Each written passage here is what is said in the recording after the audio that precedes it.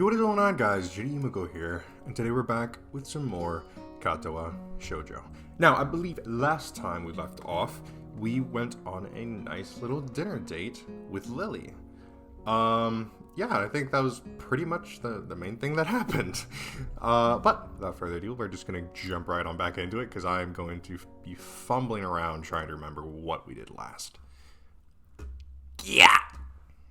Oh, and I hope you guys appreciate the double upload. Come on, I know my upload schedule is non-existent, but come on, you gotta give me some credit where credit's due, right? Alright. I snap upwards out of my sheets and sit bolt upright in bed, as if an electric shock had just run through my entire body. The night air feels cold against the sweat on my bare skin, my breathing short and rugged, nearly to the point of hyperventilation. Mind racing, I bring my hand to my head in an attempt to soothe my body's panicked state. It takes me a number of seconds to realize my hand is shaking violently, even as I press it against my face. More seconds pass in complete silence, my desperate attempts to subdue my body and mind slowly, thankfully, working. Gathering myself, I start taking measure of the state I'm in. It feels like I've run a marathon, every muscle feeling tensed and sweat practically pouring off me. I carefully direct my attention to the beating in my chest, measuring out the rhythm in my head. Sure enough, my unreliable heart is functioning properly for once. Just, what the hell was that? A heart attack? A bad nightmare? Medicine side effects? I've heard about panic attacks, and this does seem to have the hallmarks of one. I can't even be bothered thinking about it right now. I feel utterly exhausted, yet completely awake, after this experience. I look over to the other side of my bed, the pale white of the silent figure's face almost glowing in the nighttime darkness of the room. Just the sight of her is enough to calm me down significantly.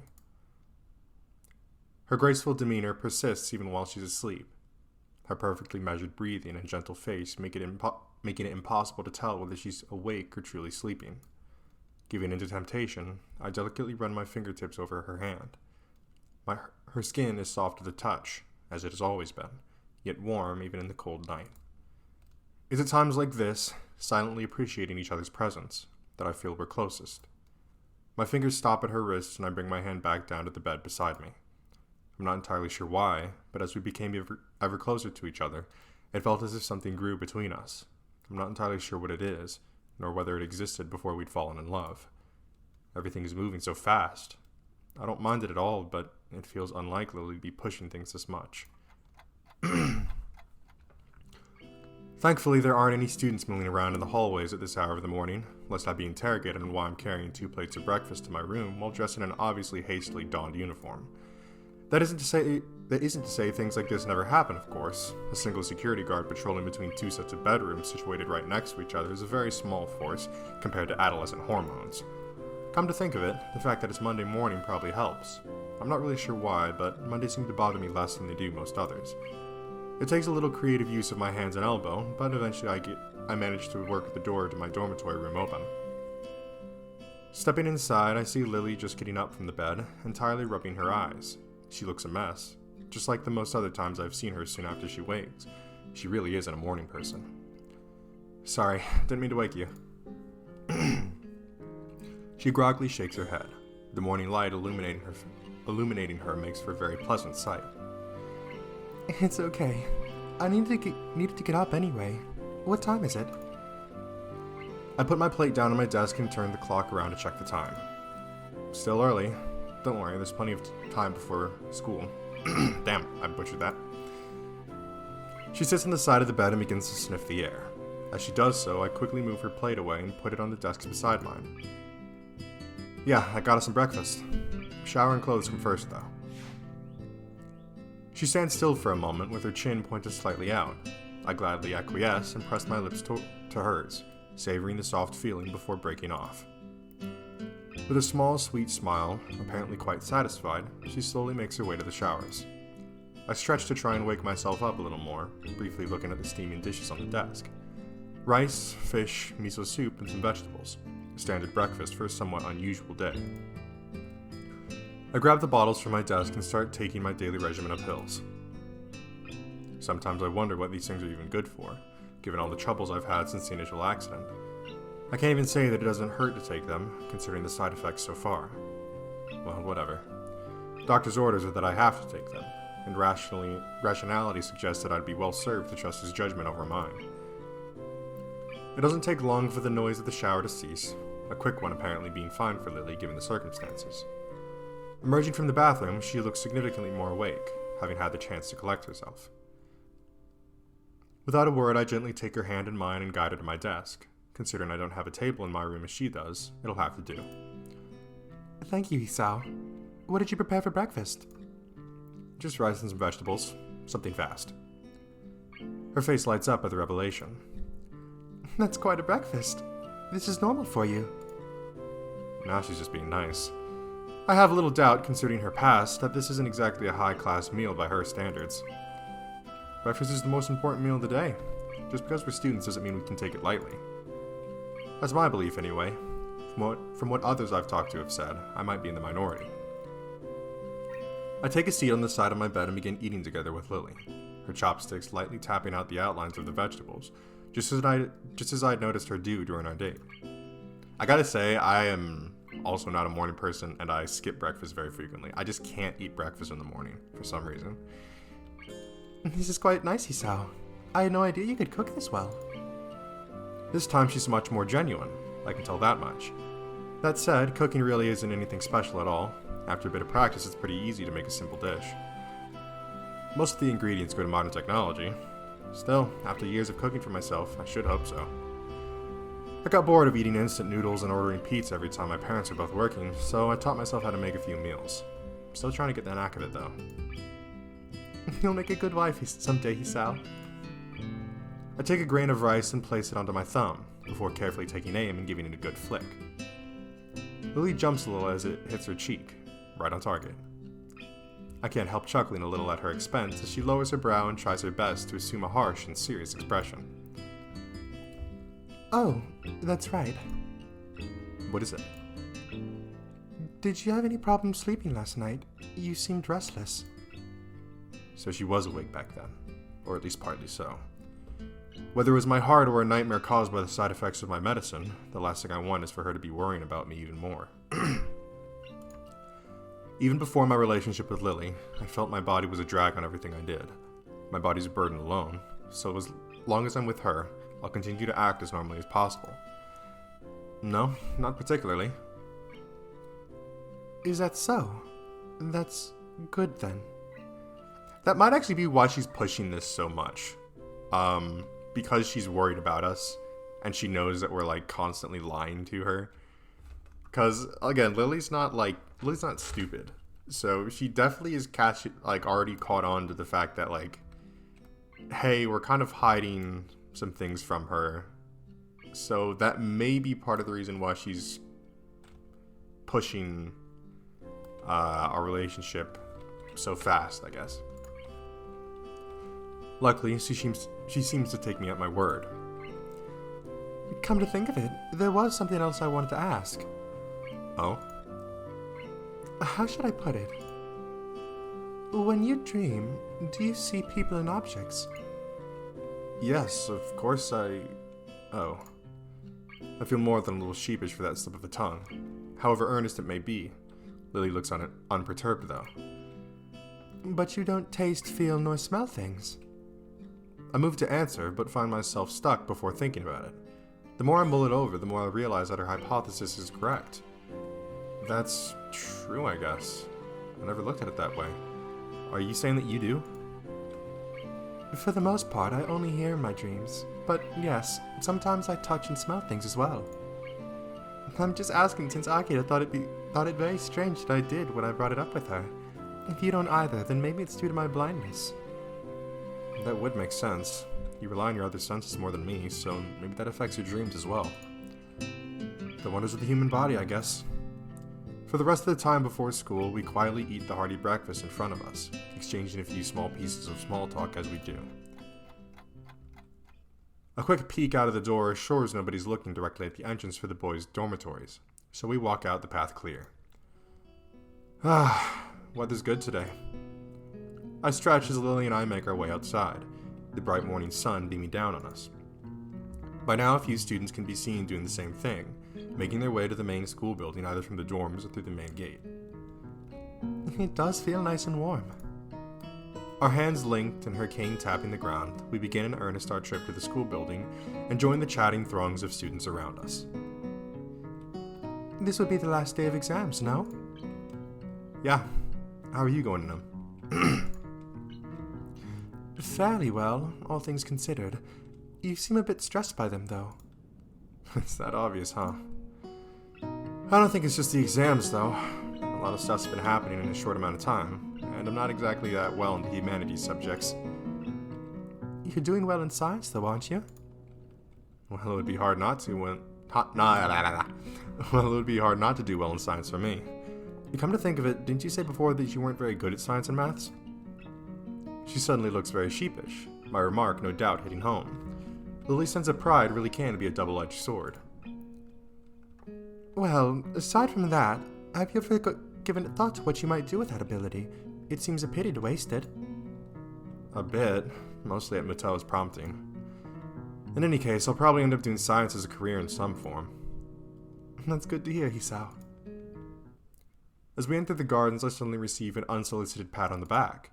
The green-dressed culprit dances around to meet me, evidently not paying any heed to Lily at my side. Please don't be. Ah! No, it's Kenji! Hey man, what's up? Haven't seen you in a while. Hey, just been busy with the exams and stuff. Exams are shams. A true Renaissance man needs no study to excel in such things. Kenji does strike me as the kind of person that does well in school, even if he has a horrid attendance record and poor work ethic. So I have little reason to doubt his ability. To be honest, I'm a little envious of him. Between studying for exams and my time with Lily, I've had practically no time to myself. Maybe this is a bit how Yuko feels. Good morning, Sato. It's good to hear you doing well. It feels slightly odd to see Lily speaking so formally. She's come to address me more casually over the months, though I have seen her speak more formally to classmates from time to time as well. Some people never change, I guess. Not that I'd say her calm and polite manner is a bad thing. It was one of the reasons I liked being around her to begin with, after all. Kenji seems to take a moment to work out who it is beside me, and probably hasn't noticed us holding hands either. I wonder if those glasses of his actually do anything. Oh, hey Lily. Good luck on your exams too. I'll see you after school then, man. The slight edge to his voice makes me think those words are meant to be an imperative rather than a casual farewell. I guess I'll have to smooth things over later. Sure, see ya. Kenji nods curtly. He moves to pass by us, but he's too busy glaring in Lily's general direction to take notice of her cane. Before I can try to react and save the situation, Kenji trips and reflexively reaches out for a handhold. Unfortunately, said handhold turns out to be Lily's arm. Wah! Both fall to the ground in a sprawling heap, with me left feeling rather helpless. Ah, damn, are you two okay? Kenji quickly rises back up, seemingly unfazed by the accident. No problem, man, no problem. This is nothing. My body can take much worse abuse. Lily lies face down on the grass. She doesn't look hurt by the incident, more startled than anything. I move closer to offer her my help. Are you alright, Lily? Hey, Sato. Kenji offers her a hand, tentatively touching hers to let her know what he's doing.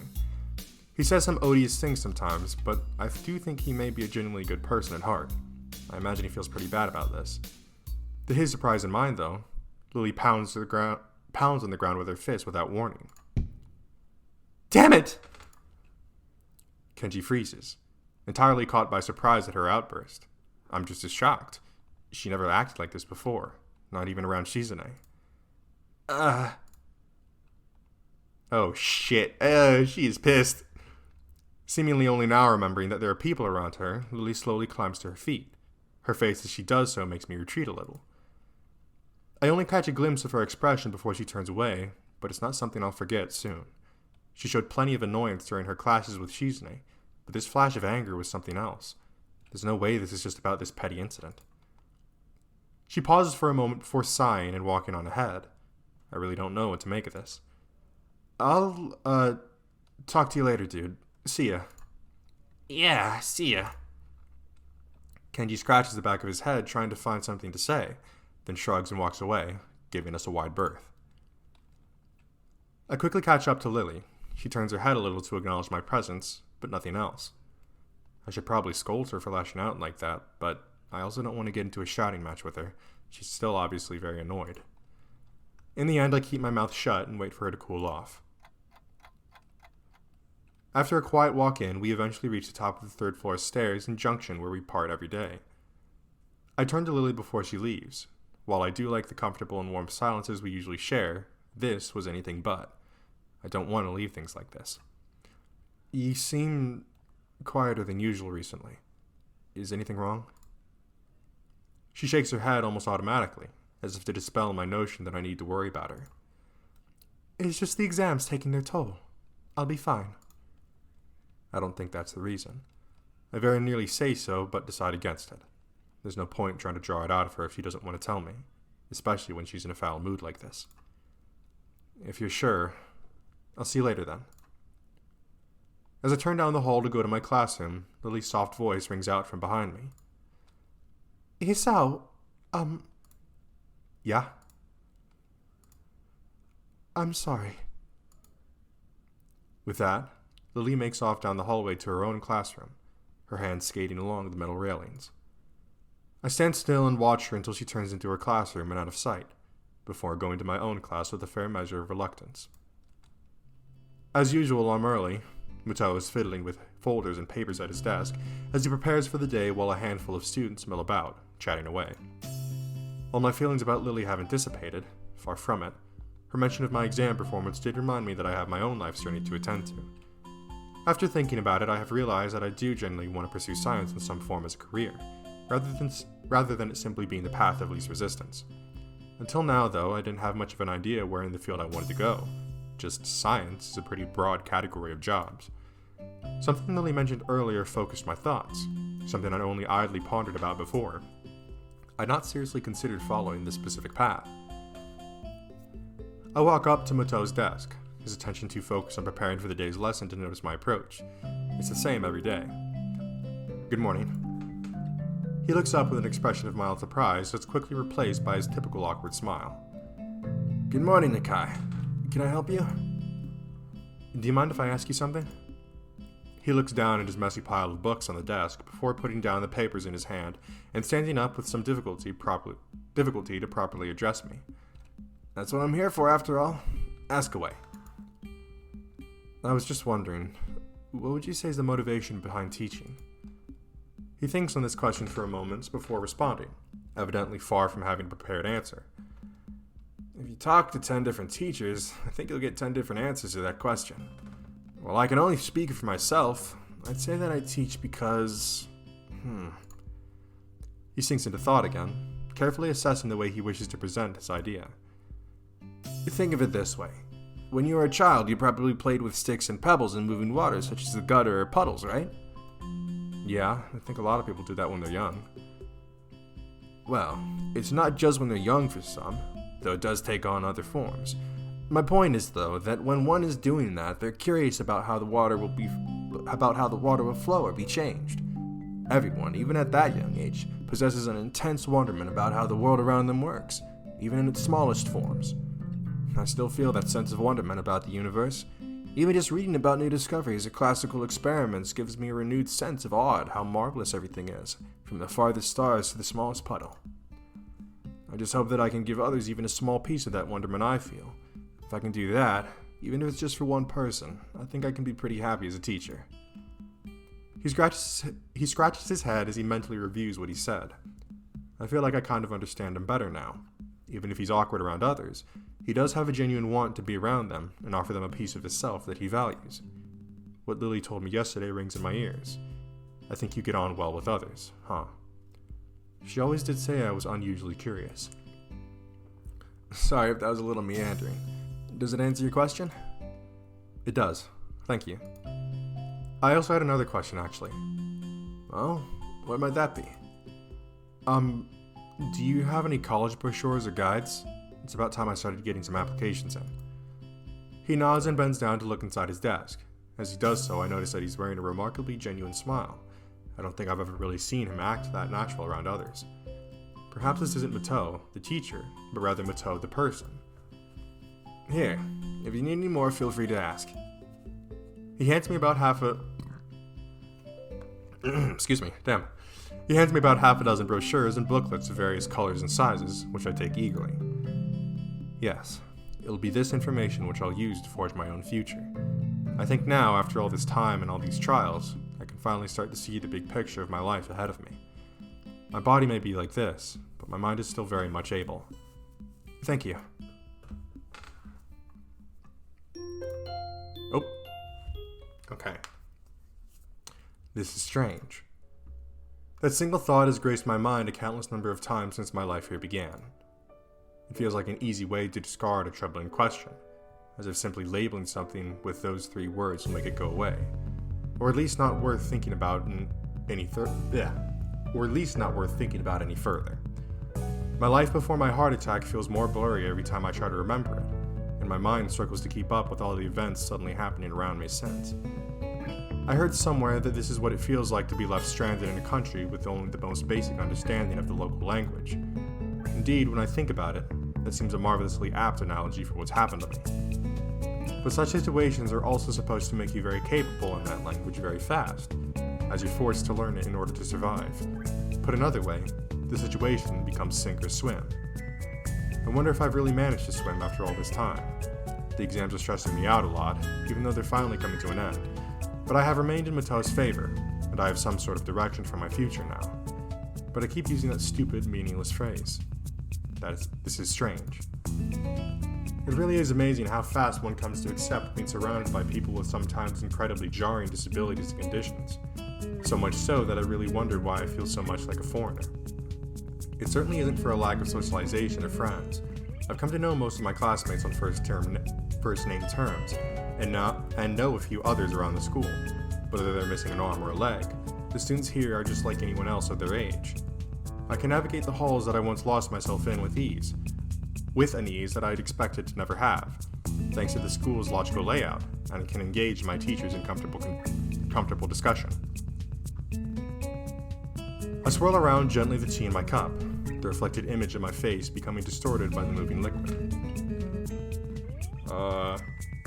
Show image. Boom. This is strange. I used to hate drinking tea. Maybe I'm thinking too much. The familiar sound of china rattling from a teacup touching an accompanying saucer rings out. Is something the matter? Don't worry, it's nothing. I take a long sip of the tea in front of me as the girls do, just whiling away the time in Lily's room sipping tea with her and Hanako. It feels familiar, almost nostalgic. So, how's your work in the newspaper club going, Hanako? I want to know too. It sounds like it would be quite interesting. Hanako's face turns down at the attention placed upon her, though her smile belies the fact that she genuinely likes being the center of interest for the two of us. It's good. I think I'm getting better at it. Naomi and a couple of her friends handle most of the jobs, getting stories and stuff. I just do the computer things, like putting the stories together and getting it printed. It's nice, since I can sit and concentrate. I see Lily's low-tech nature isn't shared by Hanako. While sitting in a room compiling other people's newspaper articles into documents doesn't strike me as overly outgoing. It is heartening to see her widening her circle of friends. Baby steps, I guess. It's probably a bit much to expect her to become a social elite like Lily. Socialite? I don't know. How are you finding Naomi? I've heard she can be quite troublesome at times. And Lily's going into her mothering mode over Hanako. Letting go of her is something she's had to learn. Hanako scratches her cheek, thinking on her answer. Naomi's nice. She's a bit loud sometimes, and a bit tiring, but she's really helpful. Her friends are nice too. That's wonderful to hear, Hanako. I'm glad you found a source of such enjoyment. Lily's smile is warm and genuine, but I can sense a touch of wistfulness to it as well. Hanako seems to miss that entirely, but I don't think for a second that I'm imagining it. I suppose it's because I've slowly come to pay more and more attention to everything going on around me. With things seemingly happening faster and faster, it feels like I'll miss something if I'm not as observant as possible. With the exams, my newfound love life, trying to fit in some studying regarding my options for college and university, and my heart condition applying the brakes on everything at irritatingly random times, my brain's been in overdrive recently. It makes me appreciate the rare quiet times such as these.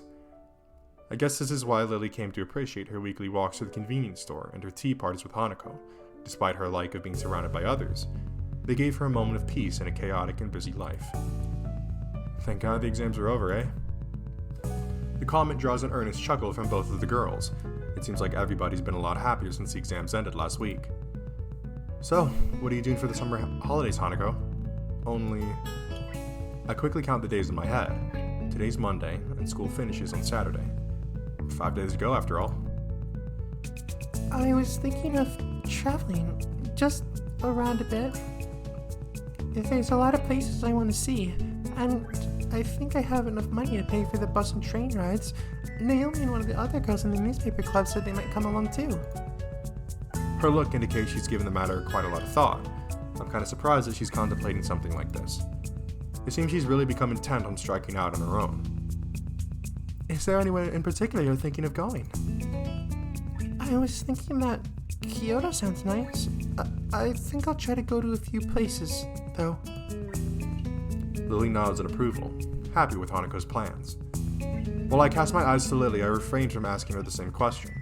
She's been evasive with her plans for the future for a long time now, but I never seem to get a good time to broach the subject alone with her. Every time it comes up in conversation, it feels like she's either unsure of herself or simply dodging the question. It's troubling. Be sure to call sometime when you're out and about. I gave you my number before. I gave you my number before, right? Hanako gives a quick nod, a happy smile on her face. It's strange to see how happy people seem to become when they have a goal to work towards. Yuko seems to brighten whenever her university aspirations are brought up, and now Hanako is just the same. So why do I still feel this uncertainty? And why Lily too? Relationships really can be irritatingly troublesome sometimes. Oh, what time is it? Oh. It takes me a second to remember that Lily's clock doesn't have any visual feedback. I really should know, given how many times I've been in her room. Nevertheless, I take my watch from my bag and quickly check it, the reason for her asking becoming clear. It's about 20 past 10, nearly curfew. Hanako rises to her feet, dusting herself off and neatening her gown after doing so. I better get going then. Good night, Lily. Hisao. Sleep well, Hanako. See you tomorrow. With that, she walks to the door and quietly makes her exit. Silence. This seems to be happening more and more between Lily and me, recently. After a few seconds, I finally find something to talk about. Oh, yeah, I talked to Mutal on Friday and finally checked out some guides on college and how to apply for it. That's good news. If you're going to be applying for colleges, I assume you have some idea in mind of what you might be doing in the future? I think I've settled on becoming a science teacher. It's going to take a while to get to the university and everything to be qualified, but I think it'll be worth it. Lily's face brightens considerably at the news. I suppose with her wish to become a teacher, she's delighted I take the same kind of path. So, you've decided on a career of teaching? I think that path suits you most excellently, Hisao. I smile and nod. This time, even if I know she can't see me doing so, I know she feels it. I imagine Mutal would have taken the news well. That's one word for it. Hey, Lily. Yes? I know you want to be a teacher, but for a second I wonder whether I should really ask her the question on my mind. But that's quickly brushed aside by the fact that it is rather late to have second thoughts. Surely you don't still think I'd be offended by something regarding my blindness? Her accusing tone is betrayed by her grinning face, amused at my awkwardness in raising the topic. Some things never change. Good point, I guess. I was just thinking whether or not being blind would be a hindrance, what with your ambitions to become a teacher and all. She looks mildly surprised before giving the question some thought. I refuse to think that she's ever actually pondered this issue before. I wonder... Isao, could you close your eyes for a moment? Okay. Raising an eyebrow, I do as she requests. I have no idea what she has in mind, and my question only increases as I peek out from one eye. Taking the black ribbon she usually wears in her hair from the cabinet besides her bed, she advances towards me while running it through her fingers, to remove any stray hairs remaining on the piece of cloth. I suddenly click onto her intention as I feel the black strip making contact around my face. wrapping around my head and over my eyes. What exactly is this for? It's a little test, Hisao. Since you seem to be wondering, I'll let you see things as I do for a time. Huh, so that's what this is about. To be honest, this actually sounds kind of fun. Childish and rather silly to anyone who would be watching, but a bit of silly fun never hurt anyone. I stand up with a heave, my hands quickly moving out in front of me to warn me of any obstacles. Okay, now what? Now touch me. If you say so. Now then. I slowly make my way forwards, towards the sound of Lily's voice. My walking speed could barely even be called a shuffle, the entire experience feeling alien enough that I don't want to risk inadvertently tripping over anything, such as her table or her haphazard piles of books. Something soft, yet solid brushes against my left leg. Further inspection reveals it to be Lily's bed. I move onwards, finding myself thankful that Lily's room is so neat and tidy. Even the piles of books that she has are genuinely kept close to the wall, well out of harm's way. The hard wall pressing against my outstretched arms makes me furrow my brow in frustration. Hey, Lily, where are you? What are you doing over there? I'm over here. Lily's voice comes from the other side of the room, far from where it was before, even to my untrained ears. If she's going out of her way to avoid me reaching her, then is this just a game for her? Of course it is. Compared to a life where even the concept of sight is an abstract one, a few minutes in a blindfold are nothing. I guess she's made her point. She's more than capable of navigating a room, and further, I've seen how independent she is even when compared to many of the others in Yumeko. Well, if this is just a game, I may as well play it wholeheartedly. With a pace much quicker than before, I move towards the source of her voice, deftly sidestepping the table in the center of the room thanks to remembering its position. I've got you now. She gives an impish giggle, one just long enough to work out that she's passing just beside me. I quickly turn around to face the new direction. The table wasn't there before. Ow, ow, ow. I slowly sit up next to the table, raising my blindfold as I rub my aching head. I give an irritated kick to the table that's sitting just in front of me where I fell. Utterly pointless, but the thing deserved it. Hisao? Lily's standing just to my side, obviously unsure of what's befallen me. Sorry, I kind of fell over. Are you hurt? My head hurts, but I think I'm okay. I think the table moved in order to trip me over. She giggles as she walks over and takes a seat beside me, her hand resting on my own. I suppose it's the end of that then? I think so. But I also get the point, though I do wish it wouldn't involve such a headache. Lily suddenly looks blank. Point? I return an extraordinarily flat look. That was just for fun? I just thought it might ease you up a little about the subject. You always seem to tiptoe around it after all. In regard to teaching, sight isn't that important. There are plenty of classes taught by entirely blind teachers, and more than enough resources for me to learn the subject. It's as simple as that, really. I slump my shoulders and give a snort of amusement. Yeah, I understand. I guess we'll both just have to work hard to reach our goals then. What is it? With a little hesitation, Lily pushes forward her chin and closes her eyes in an unmistakable gesture. I accept gladly, our lips touching. As they do, I suddenly feel her hand snaking up my chest from underneath my shirt. The feeling of her hand against my bare skin is enough to make my heart suddenly accelerate. So she's in that kind of mood again. Well, I'm hardly one to complain. She does genuinely like this. And even with all my medications, my I don't know if it's pronounced libido, is thankfully still intact. I lean into the kiss further, holding her hand tightly as I feel it tracing the contours of my chest.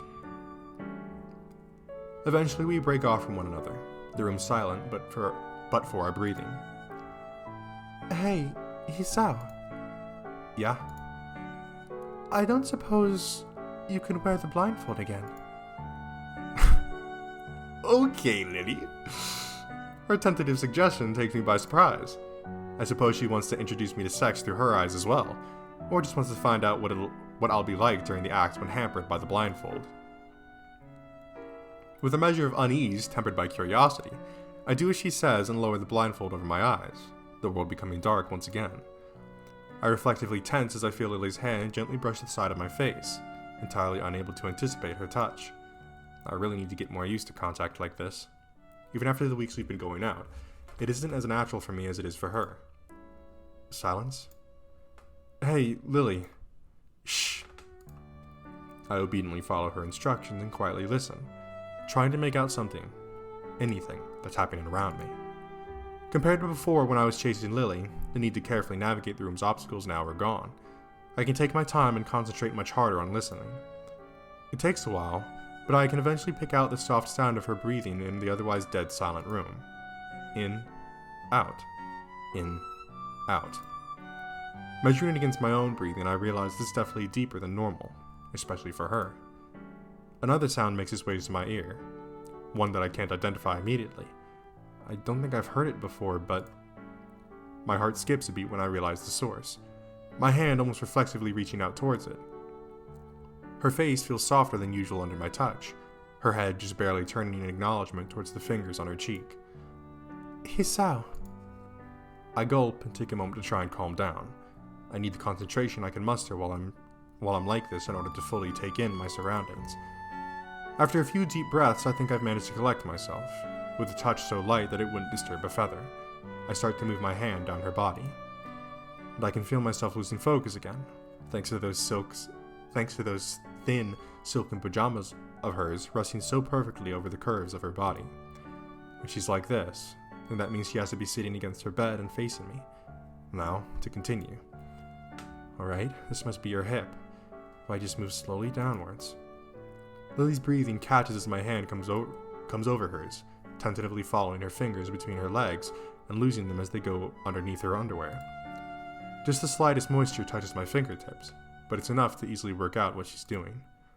My mind suddenly fills with visions of what she must be like in front of me right now. I'd never even imagined her doing this before, and being unable to see her doing the act only enhances the mood. I work the blindfold upwards, brushing out of my eyes a couple of hairs that were stuck to the ribbon before. For a period of time I can only guess at, my mind goes completely blank.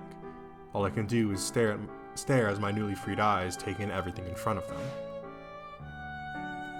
Just as I'd worked out, Lily sits in front of me, with one hand on the ground to steady herself, and the other's fingers lightly brushing between her legs, hidden by her dark blue underwear. I think it's the most erotic sight I've ever seen. Once again, I reach out and brush her hair from her face, her chin tilting outwards as she fills her pleasure-wrapped body with another breath of air. Lily. Lily looks oddly cute as she smiles at me calling out her name. It always seems like it's at the moments when she's least attentive that she lets her most interesting emotions slip out. It's not long before she works her fingers over herself faster than before, her excitement evidently rising, the scent of her sweat in the air only echoing that fact. I sit in front of her. It's hardly as if my own arousal is holding still. It's taking every bit of fiber of my being to let her continue by herself instead of pushing myself on top of her. It's strange. I'd initially found her clouded blue eyes to be distracting, almost disturbing in their lack of focus. That bothers me far less than it used to now. My attention refocuses on her as she lets out a whimper, her breath coming much faster than before, and her hips subtly rocking. No sooner do I realize how close to the edge Lily's become that her breath catches. Her eyes clasp shut as every muscle in her body seems to contract, and she unmistakably reaches her climax. For only a scant few seconds she tightens, huddled in ecstasy before her body relaxes and a long, drained sigh comes from her lips. I just have no idea what to say. Silence reigns while I simply watch her, hair hanging over her face as she sits exhausted. Hisao. When she reaches out to brush my face, my urges take complete control over my body. Without so much as a second thought, I push myself over her frame. It's an unusual feeling, being like this. I feel oddly powerful, holding myself above her blank face, as though for the first time since the accident so long ago, I feel physically strong. Lily, I want you. To my surprise, she smiles weakly before reaching upwards to feel the side of my face. It's an almost cheeky expression, of the kind which she usually gives only after getting something out of me. You wanted me to do this? She holds a smile and gives a silent nod. I guess it was an effective way to make me take the initiative for once. And, again to my surprise, she gives the ribbon still around my head a sharp tug downwards. Once again, I'm lost in complete blackness.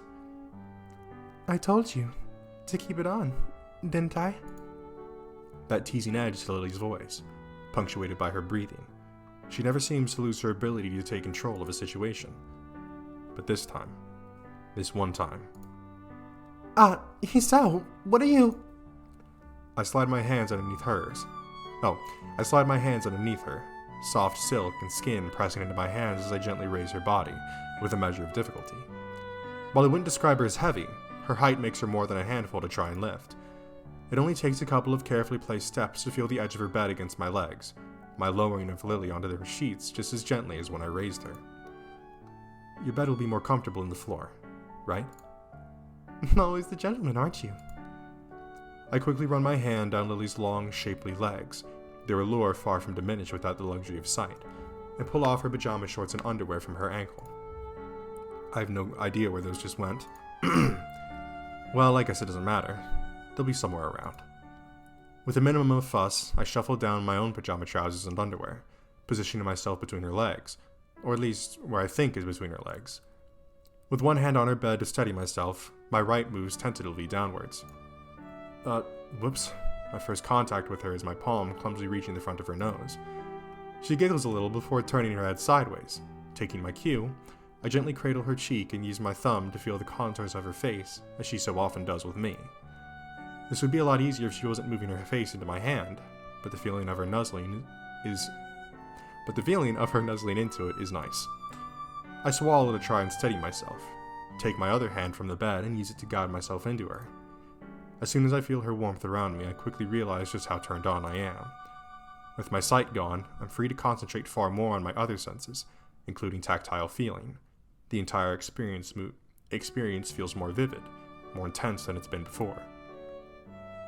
Gulk. I slowly start to move my hips back and forth, my heart beating wildly with excitement.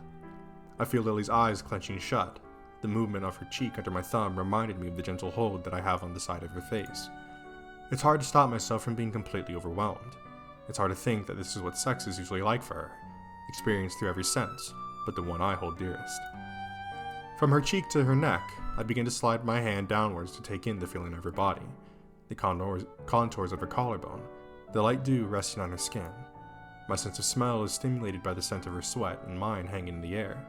Even the ambient smell, noticeably different from that of my own room, adds to the feeling.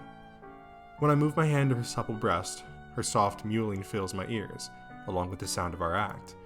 The skin under my hand moves back and forth with each thrust, my grip on it tightening as my lust for the near-naked body of Lily before me grows. I can even feel her small nipple against my palm. My hand slides further, and my fingers pluck it through the thin silk of her pajama top. Her whimpering sound turns to moans as she feels this... Yeah. Is it getting a little hot in here, or is it just me?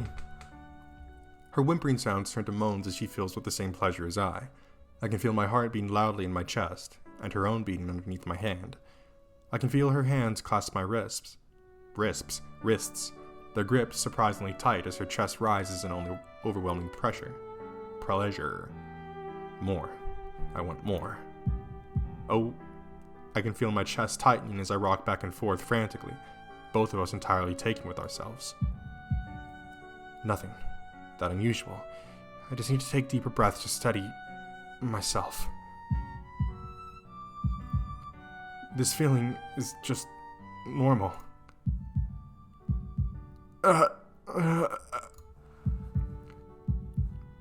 This isn't...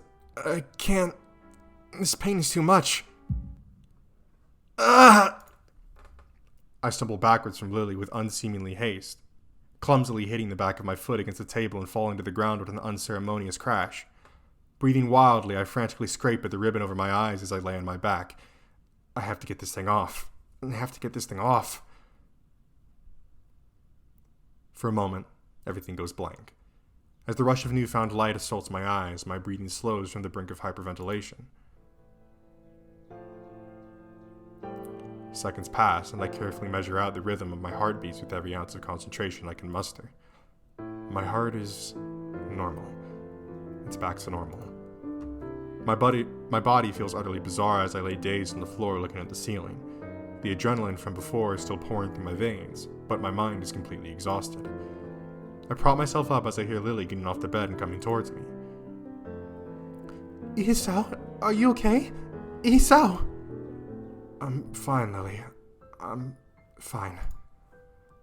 She gives a sigh of relief, her worried expression collapsing. Her face afterward is the very last I'd wanted to see from her. It's a face I detested when I first saw my parents in the hospital all those months ago. Pity. Lily pities me. I just close my eyes and turn away, powerless. I feel like throwing up.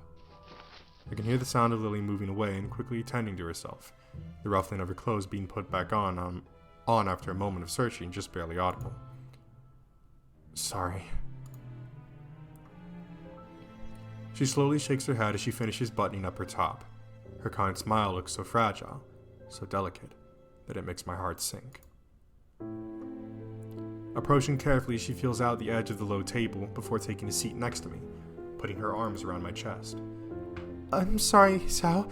I shouldn't have pushed my desires onto you. You don't need to apologize. I'd normally be fine. You've seen that much before. I guess I shouldn't have tried to push myself so far. My eyelids feel heavy.